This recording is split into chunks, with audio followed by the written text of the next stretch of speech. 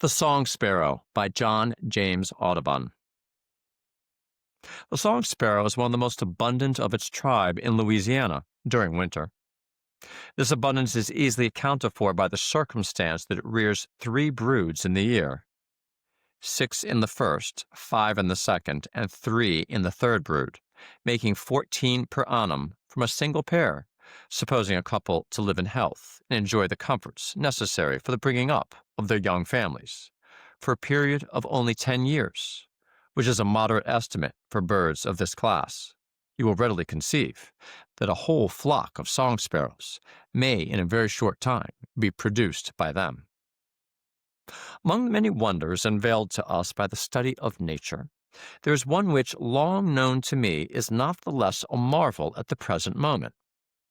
I have never been able to conceive why a bird which produces more than 1 brood in a season should abandon its first nest to construct a new one, as is the case with the present species, while other birds, such as the osprey and various species of swallows, rear many broods in the first nest which they have made, which they return to after their long annual migrations, repair, and render fit for the habituation of the young brood to be produced. There is another fact which renders the question still more difficult to be solved. I have generally found the nests of this sparrow cleaner and more perfect after the brood raised in them have made their departure than the nests of the other species of birds mentioned above are on such occasions, a circumstance which would render it unnecessary for the song sparrow to repair its nest.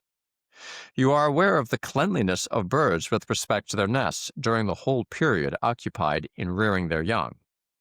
You know that the parents remove the excrements to a distance from them, so long as these excrements are contained in a filmy kind of substance, of which the old bird lays hold with its bill for that express purpose, frequently carrying them off to a distance of 40 or 50 yards, or even more. Well, the song sparrow is among the cleanest of the clean. I have often watched the young birds leaving the nest, and after their departure have found it as well fitted for the reception of a fresh set of eggs as the new nest which the bird constructs. I am unable to understand the reason why a new nest is formed.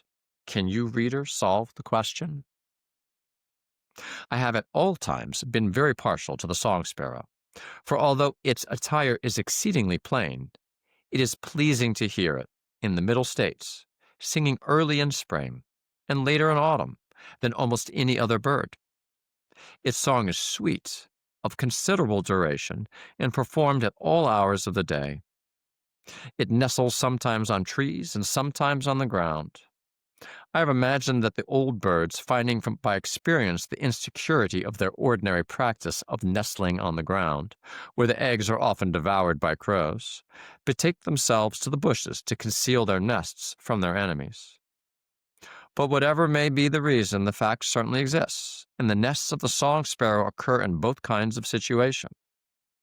The nest for the first brood is prepared and the eggs laid sometimes as early as the 15th of April. The young are out by the first week of May. The third brood is seen by the middle of September. The nest, when on the ground, is well sunk in the earth and is placed at the roots of tall grasses.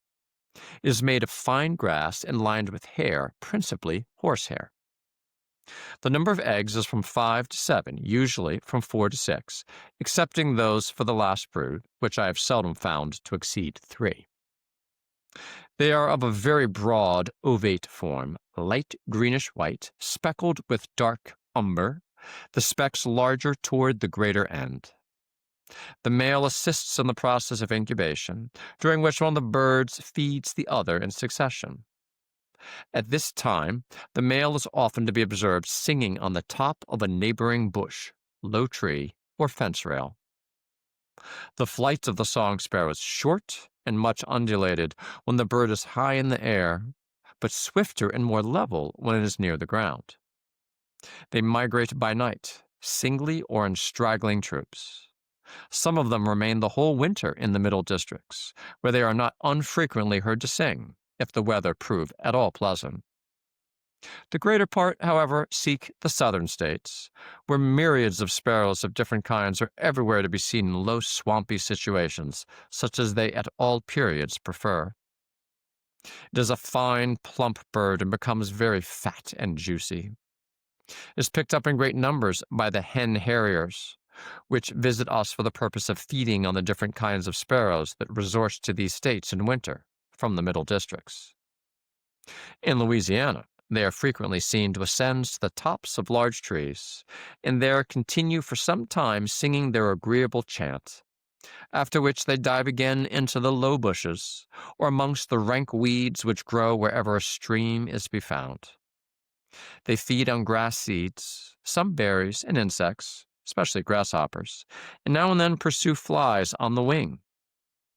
On the ground, their motions are lively. They continue running about with great nimbleness and activity, and sometimes cross shallow waters leg deep.